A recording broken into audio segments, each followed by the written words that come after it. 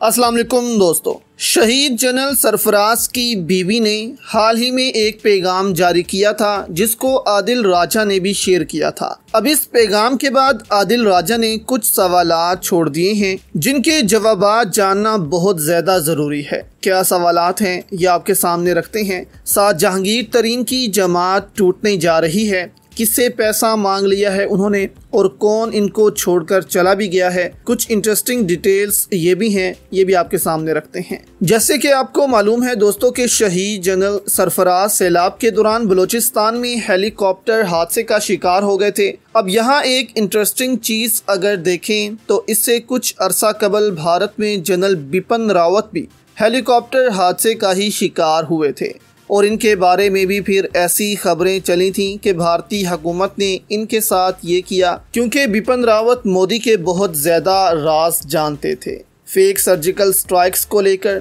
इसलिए उनके साथ ये सब हुआ। जबकि इस पर बाद में एक्शन भी लिया गया था भारतीय हुकूमत की जानिब से और इस बयानिए को काउंटर भी कर लिया गया था। अब इसी तरह का जो बयानिया है वो जनरल शहीद सरफराज के बारे में भी बताया गया है कि इनके हेलीकॉप्टर को हादसा पेश नहीं आया बल्कि इनके साथ कुछ बुरा किया गया। अब हम नहीं कहते कि ये सच है या झूठ, लेकिन अगर इतनी बड़ी तादाद में लोग इस पर सवाल उठा रहे हैं तो इस पर बात होनी चाहिए थी और इस बयानिए को भी काउंटर करना चाहिए था। अब शहीद जनरल सरफराज की बीवी का पैगाम आया तो इस पर आदिल राजा ने भी कुछ सवालात छोड़े हैं। उनकी बीवी का कहना था कि हमारी 26 साल की शादी के दौरान मैं जानती थी कि वो शहीद होंगे।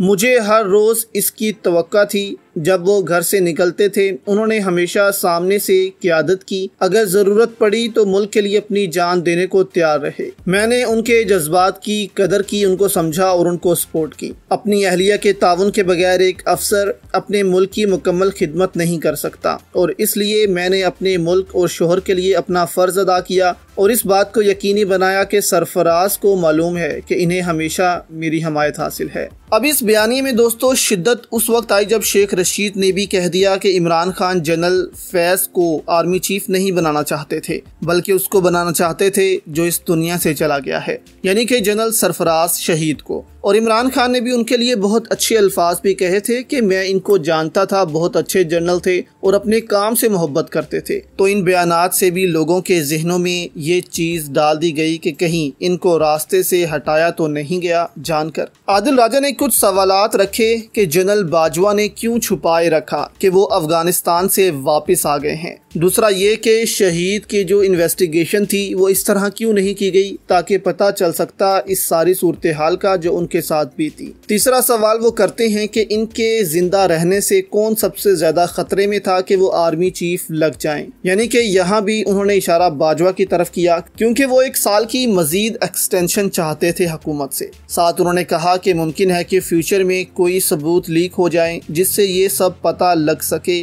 और कौम के सामने हकीकत आश्कार हो जाए। तो जो भी हुआ था वो बाजवा डॉक्टराइन इस मुल्क में दोस्तों अब ख़त्म हो चुकी है, जिसने इस मुल्क को काफ़ी नुकसान पहुंचाया। अब इस मुल्क के इदारे में नई क़यादत आ चुकी है और आवाम अब उनसे उम्मीद लगाई बैठी है कि वो अब इस मुल्क को सही मायनों में पटरी पर चढ़ा देंगे। दूसरी जानिब जहांगीर तरीन से मुतल्लिक कुछ मालूमात रखते हैं जिसे सुनकर आप भी हंस पड़ेंगे कि ये तो जमात चला ही नहीं सकता। सबसे पहले तो ये झटका लगा है IPP को कि लिया से ताल्लुक़ रखने वाले साबिक मेंबर पंजाब असम्बली लाला ताहिर ने नई जमात इस्तेहकाम पाकिस्तान से लाताल्लुकी का ऐलान कर दिया है। उन्होंने कहा कि मैं जहांगीर तरीन से होने वाली पहली मुलाकात में ही माजरत कर चुका हूं, तो इस जमात का फ़िलहाल कोई मुस्तकबिल नज़र नहीं आ रहा। जो PTI वाले भी गए हैं इस जमात में वो भी मौका देख रहे हैं कि कब हालात ठीक हों और वो फिर से PTI में शामिल हो जाएं। अब इसी चीज़ से ताकतवर भी बहुत ज़्यादा परेशान हो चुके हैं कि जहांगीर तरीन, अलीम खान, जिनको हम इमरान खान का ATM कहा करते थे,